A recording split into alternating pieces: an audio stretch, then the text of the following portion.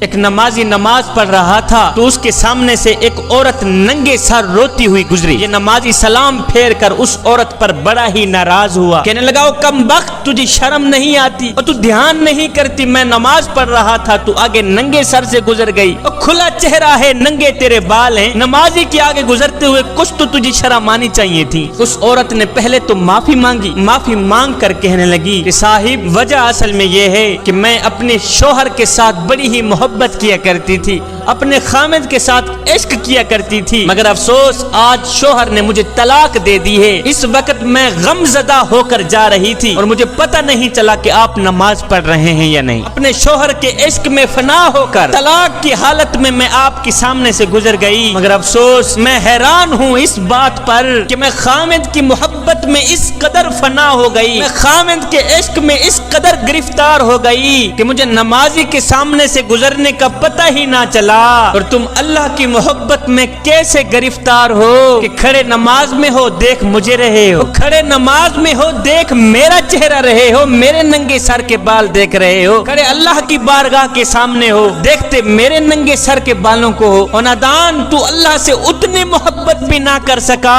جتنی میں اپنی شوہر سے کرتی ہوں۔ پھر وہ عورت اپنا سر پیٹنے لگی، کہنے لگی ہائے جتنا عشق میں نے دنیا میں رہنے والے ایک انسان سے کیا ہے، کاش کہ اتنا عشق میں اپنے کریم رب سے کر لیتی، دنیا میں بھی سکون میں رہتی، آخرت میں بھی سکون میں رہتی۔ حضرت حسن بصری فرماتے ہیں اس عورت کی بات مجھے آج تک یاد ہے کہ وہ نادان کھڑے اللہ کی بارگاہ کے سامنے ہو دیکھتے میرے ننگے سر کے بالوں کو ہو۔ کہتے ہیں ہماری نمازوں کا بھی یہی حال ہے کہ اگر کوئی نیچے کی منزل پر نماز پڑھ رہا ہے اور اگر اوپر کی منزل پر ہمارا کوئی نام لے لے تو ہمیں نماز کی حالت میں بھی پتہ چل جاتا ہے کہ ہمارا نام کس نے لیا ہے، ہمارے بارے میں کس قدر باتیں ہو رہی ہیں۔ نماز میں بھی خالص بن جاؤ، محبت میں بھی خالص بن جاؤ، رب کے عشق میں بھی خالص بن جاؤ اور معرفت الہی میں بھی خالص بن جاؤ۔ جب تم محبت میں، پیار میں، عشق میں، معرفت الہی میں خالص بن گئے تو یاد رکھنا ایک لمحہ وہ بھی آنے والا ہے کہ میرا اللہ خود فرمائے گا فاذکرونی اذکرکم، میرے بندے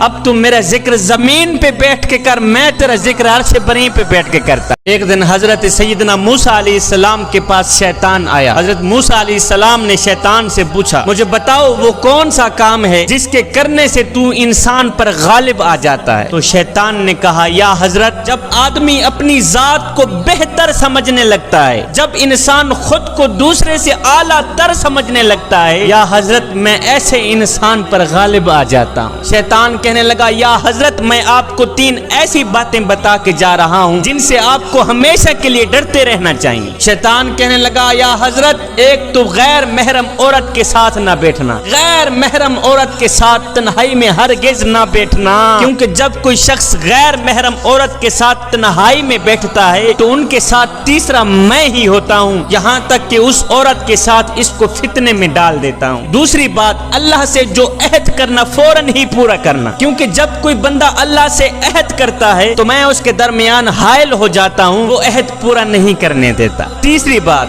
جو صدقہ نکالا کرو فوراً ہی دے دیا کرو، فوراً ہی جاری کر دیا کرو، اس لیے کہ جب کوئی صدقہ نکالتا ہے اسے جاری نہیں کرتا تو میں ان کے درمیان حائل ہو جاتا ہوں اور صدقہ آگے دینے نہیں دیتا۔ یہ 3 باتیں کہہ کر شیطان آگے چل دیا۔ تھوڑا سا آگے گیا تو ایک دم چیخو پکار کرنے لگ گیا، رونے لگ گیا، کہتا ہائے افسوس ہائے افسوس۔ سیدنا موسیٰ علیہ السلام نے فرمایا او نادان تجھے کیا ہو گیا ہے، وہ کیوں چیخ رہا ہے، کیوں افسوس کر رہا ہے؟ کہتا ہے ہائے میں نے اپنی راز کی باتیں آپ کو بتا دی کہ اب تم بنی آدم کو ڈرائے گا، دھمکائے گا کہ وہ ان 3 کمیوں سے باز آ جائیں گے اور میں ان پر حملہ آور نہیں ہو سکوں گا۔ جوانو تم نے اپنے اندر یہ جو شیطان بٹھا رکھا ہے نا اسے نکال دو، اس شیطان کو گرفتار کر لو نہیں تو یہ تم ہی گرفتار کر لے گا، اس شیطان کو مار دو نہیں تو یہ تم ہی مار دے گا۔